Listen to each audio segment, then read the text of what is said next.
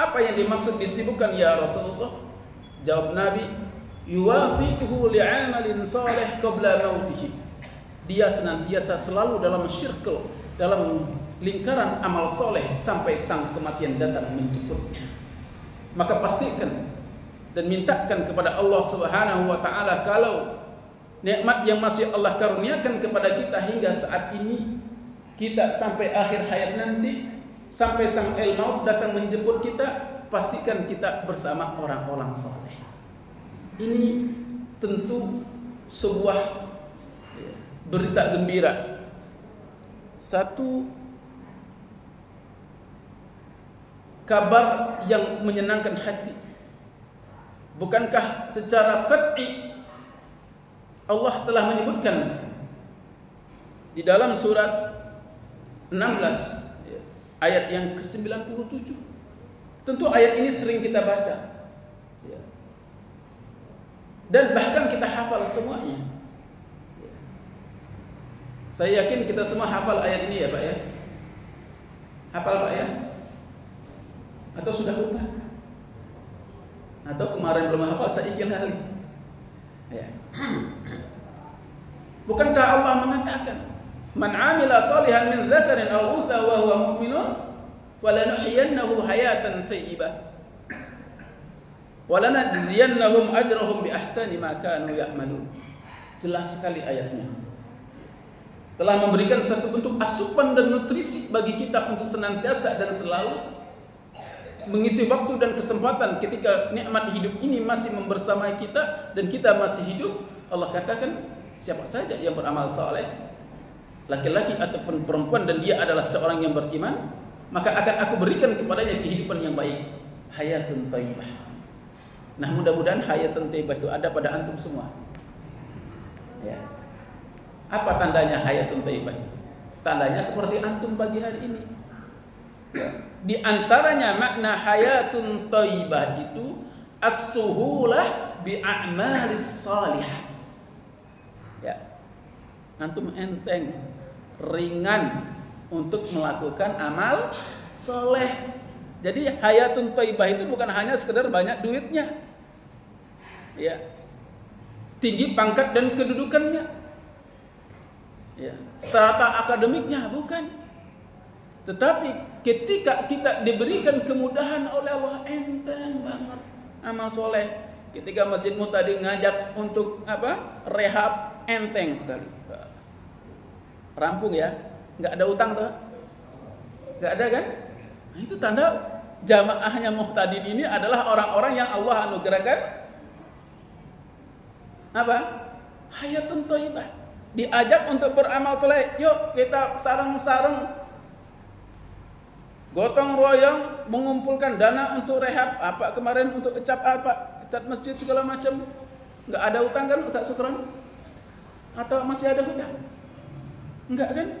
Masya Allah. Ini menunjukkan jamaah Masjid Muhtadin ini adalah jamaah yang telah Allah anugerahkan hayatun thayyibah itu. Dia ada amal soleh langsung. Pokoknya saya harus ada di sana. Walaupun ada yang mau dicatat, ada juga yang nggak mau dicatat. Nah ya, saya masukkan ke kotak mungkin kan. Ada juga yang harus dicatat sebagai sebuah tertib administrasi. Sah-sah saja. Nah ini kita patut syukuri nikmat yang Masya Allah anugerahkan kepada kita. Ya. Nah jamaah yang dirahmati Allah, dia selalu cinta dan senang beramal soleh sampai kematian datang menjemputnya.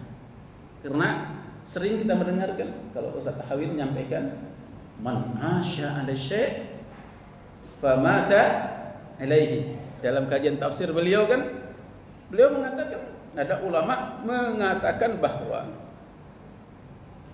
seseorang itu matinya nanti sesuai dengan kebiasaannya.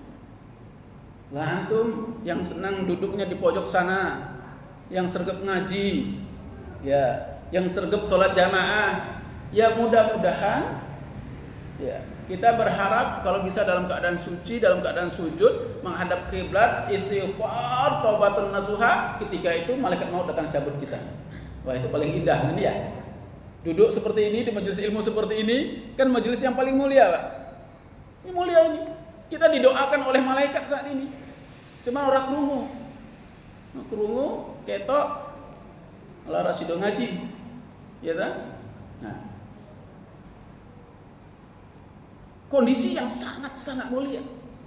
Ya, malaikat mendoakan kita. Ya, dalam hadis yang cukup masyhur dan semua kita sudah ya, biasa mendengarkannya, ya. Innallaha wa malaikatahu wa ahlas samawati wal ardi hatta an-namlata fi juhriha la yusalluna ala muallimin nasa al khaira. Ya. Allah ridho, malaikat mendoakan kita, seluruh penduduk bumi, penduduk langit, bahkan hewan yang melata, yang berada di liangnya, semut di lubangnya, itu bersolawat, artinya mendoakan kita. Masya Allah, saat ini kita sedang dalam keadaan yang paling mulia. Keadaan di mana keadaan dunia, dalam suatu hadis disebutkan ad-dunya mal'unah, ya, wa ma fiha. Dunia itu dan segala isinya terlaknat. Illal muallim wal muta'allim. Kecuali orang yang mengajar dan orang yang belajar. Saat ini kita sedang melakukan itu. Berarti zona kita saat ini, zona bukan dalam keadaan apa yang Nabi katakan itu. Sedang keadaan yang diridhoi oleh Allah. Masya Allah. Sedang dalam keadaan para malaikat mendoakan dan memintakan ampun kepada kita. Dalam sebuah proses majelis ilmu, majelis zikir seperti ini. Ya. Kita sedang tidak berada, kalau diteropong dari atas mungkin sebuah analoginya, ya. Nah, kita dalam lingkaran yang selamat nih dari yang dilaknat. Berarti ini adalah saat dan kondisi yang sangat mulia sekali. Nah, kita minta kepada Allah ketika dalam keadaan kondisi mulia seperti ini, kalau bisa ya kita mati maunya dalam keadaan mulia. Ya. Ketika kita sedang ngaji gini tiba-tiba meninggal dunia, kan ada Pak kasus seperti itu. Tapi yang viral itu yang meninggal dunia ustadznya biasanya, lagi ceramah mati gitu ya. Nah, bukan jamaahnya, yang viral itu biasanya seperti itu, ustadznya. Ya. Itu biasanya. Ya. Tapi kan sungguh sangat indah sekali ketika kita sedang duduk di majelis ilmu, kalau sang el-maut datang menjemput kita, ini mulia sekali Pak. Lebih mulia kita mati sekarang ini daripada sudah keluar dari masjid ini. Gimana Pak kira-kira mati saat ini? Secara akal kita siap mati sehingga Pak ya? Nah, ya soal mati, soal rahasia ilahi ya. Nah, artinya akal yang Allah berikan kepada kita untuk bisa menimbang, memilah, memilih mana yang baik dan mana yang terbaik itu. Ya, karena ada hasan dan ada ahsan. Kalau dalam kehidupan sosial dan politik itu hasan itu untuk rakyat, ahsan itu untuk pemimpin. Nah, itu ada hadisnya, ya. Farqul bainal hasan wal ihsan. Ya. Nah, tentu kita dalam kesempatan kali ini di pagi hari yang berbahagia ini, mari, karena saya tadi malam diminta untuk istilah bahasanya banjel nih Pak ya, ustadznya yang uzur tidak bisa hadir. Alhamdulillah ya, biasanya saya di Wonogiri ya, alhamdulillah bisa. Nah, karena ini menggantikan, saya ingin menyampaikan materi ini karena waktunya terbatas ya, sampai jam 5 aja tadi. Karena ada nutrisi selain ruhi, ada nutrisi jasmani ya. Jangan sampai ya badan di sini pikiran di sana. Zolim saya nanti. Ya, jam 5 kita cukup ya kan? Nah, kita sampaikan saja materi ini singkat saja secara tematik tentang sifat kedermawanan Rasulullah sallallahu alaihi wasallam. Ya. Kita tahu bahwa Rasulullah sallallahu alaihi wasallam adalah sosok yang dan pribadi yang sangat penyayang. Ya. Serta pemurah kepada umatnya. Sangat bahagia jika umatnya bahagia. Sebaliknya, sangat berat hatinya jika umatnya menderita. Sebagaimana tadi di mukaddimah ya, dalam surat At-Taubah ya, surat ke-9 ya, ayat 128 dan 129 ya. Laqad ja'akum rasulun min anfusikum azizun alaihi ma'anitum harisun alaikum bil mu'minina raufur rahim. Ya. Sungguh telah datang kepadamu seorang rasul dari kaummu sendiri. Berat terasa olehnya penderitaanmu, sangat menginginkan keimanan dan keselamatan bagimu. Ya. Amat belas kasihan lagi penyayang terhadap orang-orang mukmin. Wa in tawallau faqul hasbiyallah la ilaha illa huwa alaihi tawakkaltu wa huwa rabbul arsyil azim. Ya. Jika mereka berpaling dari keimanan, maka katakanlah, cukuplah Allah bagiku. Tidak ada Rabb selain Dia. Hanya kepadanya aku bertawakal, dan Dialah Rabb yang maha memiliki arsy yang agung. Jamaah yang dirahmati Allah, kita juga sering mendengarkan betapa wasiat Rasulullah yang terakhir ketika beliau dalam keadaan sakaratul maut. Ya. Apa yang keluar dari lisan beliau? Ya. Ummati, ummati, ummati. Ya. Umatku, umatku, umatku. Dalam keadaan kondisi yang sangat kritis, yang diingatnya adalah umatnya. Maka tadi seseorang itu ketika di penghujung kehidupannya dalam keadaan yang kritis itu akan muncullah kebiasaannya. Orang dalam keadaan sakaratul maut itu akan terlihat dan muncul kebiasaannya. Maka tadi man asya alai syai' wa mata alaihi, orang itu mati sesuai dengan kebiasaannya. Dan proses kematian itu akan menunjukkan, mengindikasikan, menggambarkan bagaimana kebiasaannya selama dan semasa hidupnya. Kalau dia yang senantiasa mengisi kehidupannya dengan amal soleh, maka kehidupannya ya, amal soleh yang biasa dia lakukan.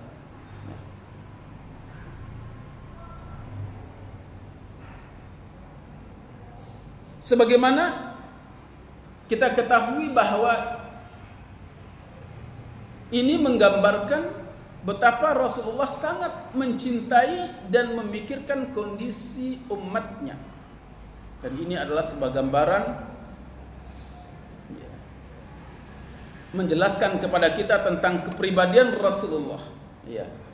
Dan di antara akhlak dan kedermawanan sifat Rasulullah, selain dia sangat memperhatikan keadaan umatnya semasa hidupnya, Rasulullah sebagaimana dalam hadis yang diriwayatkan oleh At-Tirmidzi, qala Rasulullah sallallahu alaihi wasallam, as-sakhiyyu qaribum minallah, qaribum minan nas, qaribum minal jannah, ba'idun minan nari, wal bakhil ba'idun minallah, ba'idun minan nas, ba'idun minal jannah, qaribum minan nar, wal jahilu sakhi ahabbu ilallah min abidin bakhil. Nah, rawahu Tirmidzi.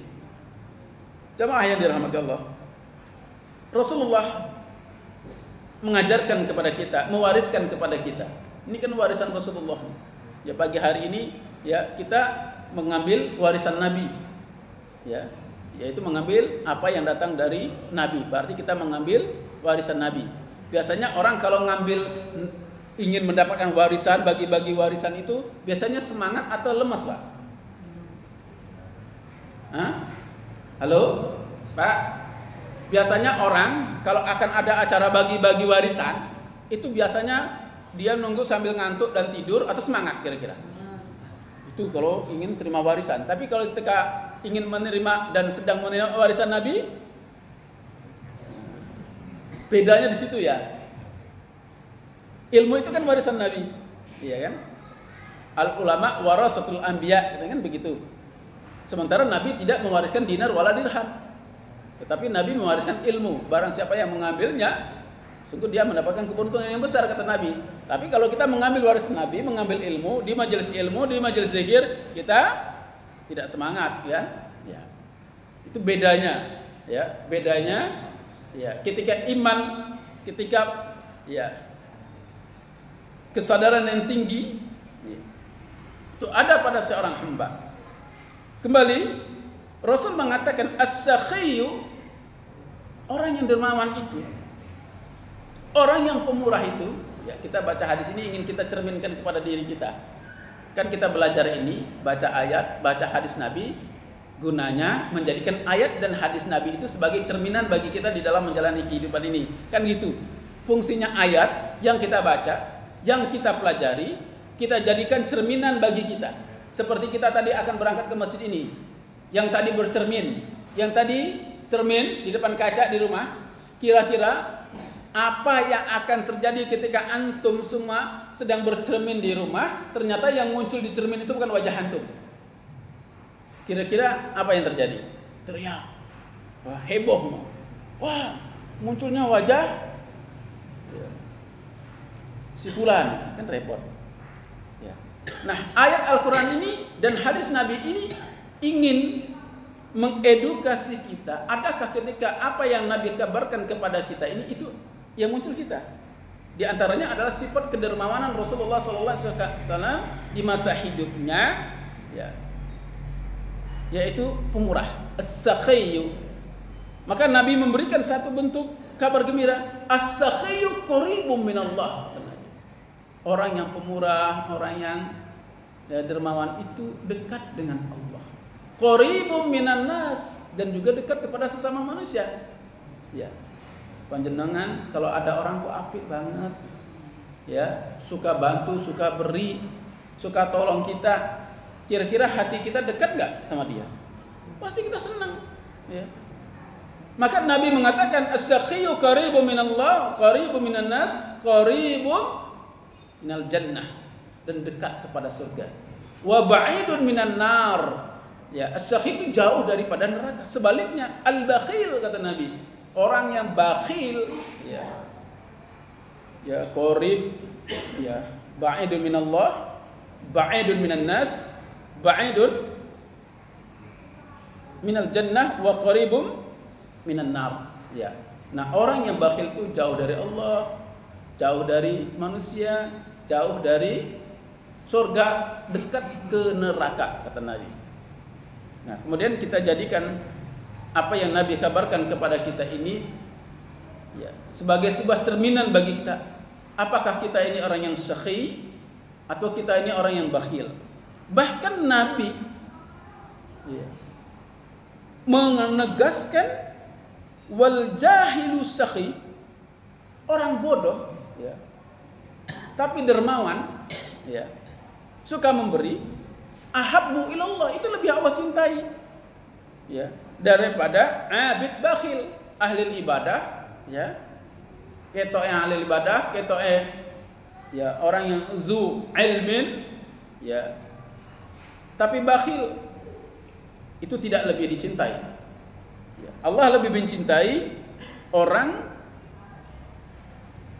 bodoh tapi dia pemurah, senang berbagi. Dan itu banyak kita lihat ada orang itu yang tidak begitu banyak ilmunya, tapi Masya Allah semangat di dalam beramal soleh, semangat di dalam berbaginya begitu luar biasanya. Ini lebih Allah cintai, ya, daripada kelihatannya dia Masya Allah, ya, abid ahlul ibadah, ya, tapi bakhil itu tidak lebih dicintai oleh Allah Subhanahu wa taala. Yang kedua, ya, selain sifat Nabi, kedermawan dan Nabi itu ada syakhi. Beliau adalah orang yang menyayangi anak yatim sebagaimana Rasulullah sallallahu alaihi wasallam.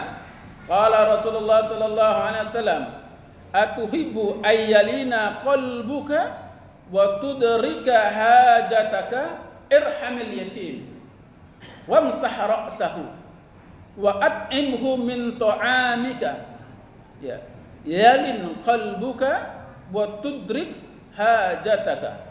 Rawahu Tabrani an Abi Darda. Ya, Rasulullah kembali memberikan satu bentuk, ya, amalan yang menjadikan hatimu lembut, layin, peduli, empati, ya, kepada anak yatim. Ya, kalau kamu ingin hatimu lembut, mudah tersentuh, diajak kepada kebaikan, dia langsung merespon ajakan kebaikan itu, ya, dan kebutuhanmu dipenuhi, Kata Nabi, irhamil yatim.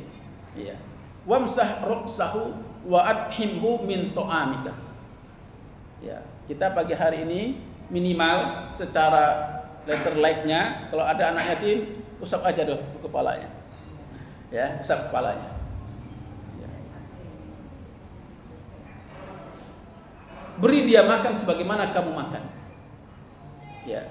Bukan dieksploitasi. Ya. Ngambil anak yatim tapi diberdayakan, diperdaya atau diberdaya. Ya. Lakukan dan perlakukan sebagaimana kita melakukan anak kita sendiri. Kita beri makan dia sebagaimana kita makan, kita kasih dia sebagaimana kita mengasihi. Ya. Maka ketika akhlak yang seperti ini ada pada diri kita, kata Nabi, maka hatimu akan lunak, kamu mudah diajak untuk kebaikan, dan kamu mudah melakukan amal soleh, serta semua kebutuhan hidupmu akan dipenuhi oleh Allah Subhanahu wa Ta'ala. Mungkin kalau kita jamaah muhtadin ini ada anak yatim, minimal pulang usap kepalanya, ya. Secara terjemahan harfiahnya, tentu dimaksudkan di sini kita memberikan satu bentuk pelayanan dan kasih sayang. Ya. Bila engkau memiliki kemampuan untuk melakukan itu sehingga layak mendapatkan kelembutan hati dan terpenuhi kebutuhan kalian, maka sayangilah anak yatim, usap-usaplah kepalanya, perhatikan kebutuhannya, dan berikan makan dari makanan yang engkau makan, maka hatimu akan menjadi lembut dan kebutuhanmu akan terpenuhi. Hadis riwayat Tabrani dari Abu Darda. Ya. Begitu pula dari Baihaqi dari Umar, Rasulullah sallallahu alaihi wasallam bersabda, qala Rasulullah sallallahu alaihi wasallam, ahabbu buyutikum ilallahi baitun fihi yatimun mukramun. Ya. Rasulullah sallallahu alaihi wasallam bersabda, rumah yang paling dicintai oleh Allah Subhanahu wa taala adalah rumah yang di dalamnya terdapat anak yatim yang dimuliakan. Ya. Sebuah informasi dan edukasi yang sangat luar biasa, yang bila mana kita mampu dan diberikan kemampuan untuk mengasuh, memuliakan anak yatim di rumah kita, tentu rumah itu akan menjadi rumah yang mulia, dimuliakan oleh Allah Subhanahu wa taala. Ya. Tentu ini sesuatu yang sangat memiliki sebuah konsekuensi yang sangat banyak. Banyak hal yang perlu dipertimbangkan. Ya. Kesiapan mental, kesiapan keluarga, dan kesiapan orang-orang yang berada di rumah kita. Apatah lagi tidak hanya ngopeni anaknya saja, anak yatim. Emaknya diopeni, ini luar biasa.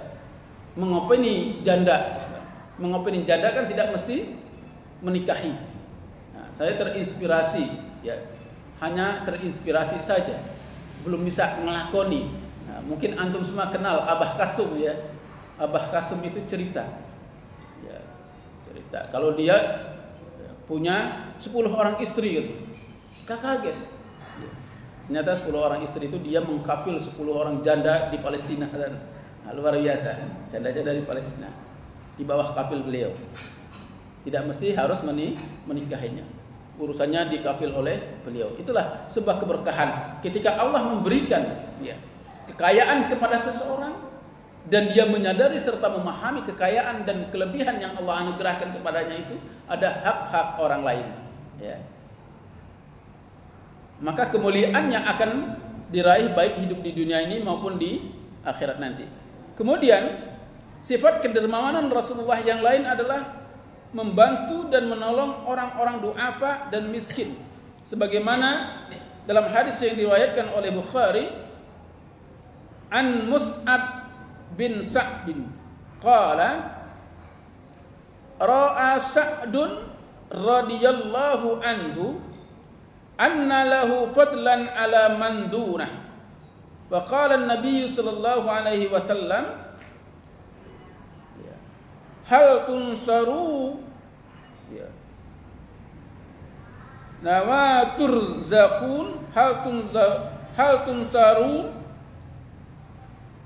wa turzaqun illa bidu'afaikum. Rawahul Bukhari.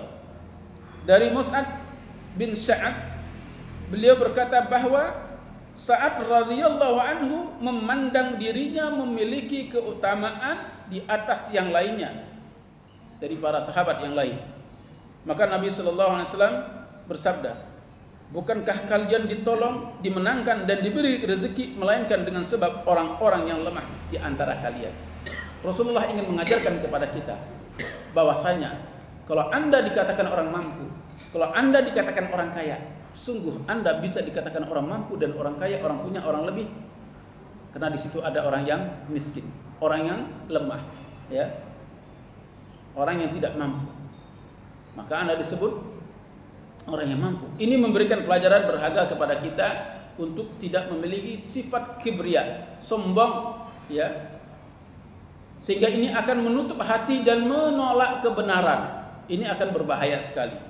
Atas nikmat yang Allah anugerahkan, kelebihan yang Allah berikan kepada kita atas yang lain, hendaknya ini menjadi pemicu bagi kita untuk menjadi pribadi-pribadi yang suka membantu dan menolong. Apatah lagi saat-saat ini kan, di musim penghujan seperti ini, di mana-mana kita dengar banyak bencana alam, ya, banjir, longsor, ya. Kita alhamdulillah, ya, di tempat kita masih dijaga oleh Allah Subhanahu wa taala. Tapi ingat bahwa ketika kelebihan, kesempatan, kelapangan, kecukupan yang Allah anugerahkan kepada kita, ini juga pada hakikatnya adalah ujian dari Allah, ya. Kita sehat, ingat sehat kita itu juga ujian. Kita sakit juga ujian. Kita kaya, kita miskin, semuanya adalah ujian dari Allah Subhanahu wa taala, ya. Tidak ada yang bisa dan patut kita sombongkan, senang, susah, sakit, sehat, kaya, miskin, ya. Itu pada hakikatnya adalah ujian dari Allah dan diabadikan dalam Al-Qur'an. Secara khusus bahkan orang-orang yang Allah anugerahkan anak banyak, harta banyak, kedudukan yang tinggi, ya, ceritanya dalam Al-Qur'an, ya. Ketika mereka tidak menyadari itu adalah nikmat dari Allah, apa ending dari kehidupan mereka? Ya. Apa yang dibanggakan oleh Fir'aun? Ya. Apa yang dibanggakan oleh Qarun? Ya. Walaupun dia adalah penguasa di masanya, tapi kisahnya sampai akhir zaman ini, Fir'aun tetaplah menjadi contoh yang tidak boleh dicontoh. Begitu juga Qarun. Begitu kayanya, begitu banyaknya harta, ternyata kekayaan tidak juga menjadikan seseorang itu baik. Dan Qarun juga menjadi contoh bagi kita, contoh untuk tidak boleh dicontoh. Bahkan saking kayanya Qarun, kita gali lubang untuk buat pondasi masjid ini misalnya, ketemu harta, maka disebut harta Qarun, bukan harta Pak Muslim, bukan harta Pak yang lainnya. Kita sebut harta Qarun. Tapi apa pelajaran yang bisa kita ambil dari Qarun? Ya. Tidak ada kisah yang baik. Karena dia tidak menyadari semua keutamaan, kelebihan yang Allah anugerahkan itu pada hakikatnya juga ujian. Hidup pun ujian, mati pun ujian. Jadi ketika kita ini masih hidup, ini juga ujian.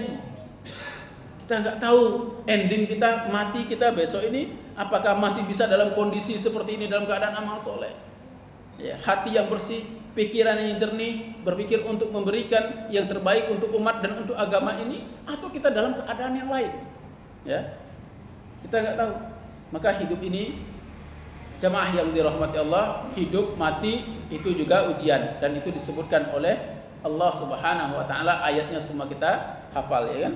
Allazi khalaqal mauta wal hayata liyabluwakum ayyukum ahsanu amala.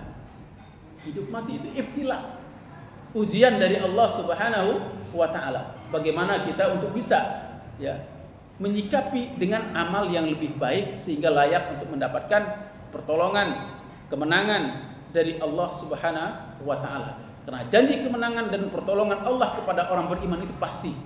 Nah, tinggal PR kita ketika masih hidup ini bagaimana melakukan standar kelayakan. Layak enggak kita ini ditolong, dimenangkan oleh Allah Subhanahu wa taala, ya. Walaupun jumlah kita banyak, kelihatannya hartanya banyak, punya pangkat dan kedudukan, tapi kalau imannya bermasalah, ya, bukan karena pangkat dan kedudukannya, bukan karena hartanya mendapatkan pertolongan Allah, tapi karena imannya.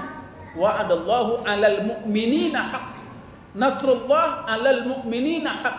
Jadi pertolongan, kemenangan, pembelaan itu untuk orang yang beriman, bukan yang lainnya. Nah, keyakinan akidah seperti ini yang harus kita tanamkan pada diri kita, pada generasi kita, pada anak-anak kita untuk menjadi pribadi-pribadi yang beriman. Karena para sahabat itu dididik adalah kami, kata para sahabat, diajarkan iman baru Al-Quran, ya. Kami diajarkan iman dulu, dipahamkan iman dengan segala konsekuensinya, ya. Ada nawaqidul iman, ada muqtadayatil iman. Nah, mungkin ini perlu kita pahamkan kepada diri kita dan anak-anak kita. Apa konsekuensi iman?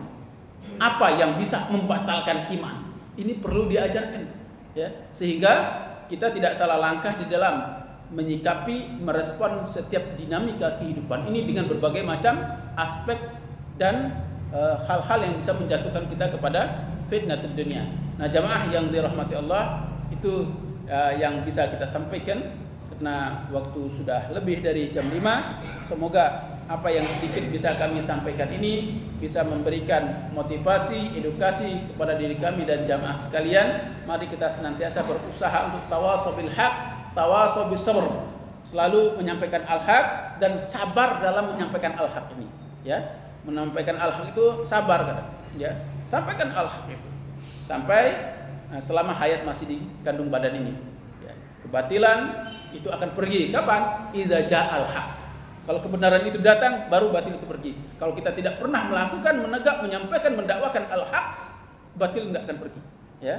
Nah, hari ini banyak kebatilan-kebatilan yang telah dimodifikasi, bahkan diatur dan dibuat undang-undangnya untuk program kebatilan dalam kehidupan ini. Nah, kita harus datang, menyampaikan al-haq, sampaikan, dakwahkan dengan lisan, dengan tulisan, dengan power kalau punya. Semoga bermanfaat. Aqulu qauli hadza wastaghfirullah li wa lakum. Subhanaka Allahumma wa bihamdika asyhadu an la ilaha illa anta astaghfiruka wa atubu ilaihi. Billahi taufiq wal hidayah. Wassalamualaikum warahmatullahi wabarakatuh.